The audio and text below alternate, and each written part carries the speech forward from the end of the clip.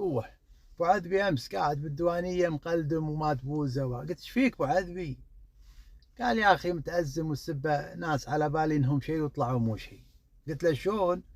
قال كنت حاط لهم معزه خاصه وقدر وانا طلعت عندهم خربوطه. قلت زين وليش تتازم؟ ترى مو شرط كل الناس تحبك.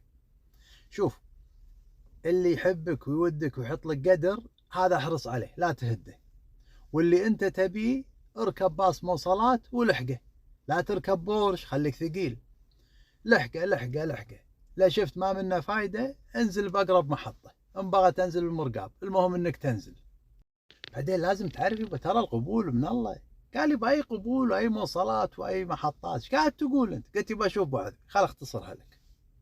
يبا انت مو المدينه الترفيهيه عشان لازم كل الناس تحبك وتستانس عليك، انت يبا خليك على طبيعتك. اللي يبيك ويحبك يعرف وين يصيدك وراح يسعى لك ويعرف قدرك، واللي ما يبيك الله يحفظه. وترى الحريم ما يحبون اللزقه. قال لي باي حريم؟ من قال لك حريم؟ قلت الحين هالازمه والما ادري شنو على اكرم راعي المصبغه علينا ابو عذبي. المهم يبا الحين تلقون ابو عذبي قاعد بشاطئ انجفه يقول شعر ويلقط زبابيط. يلا يلا.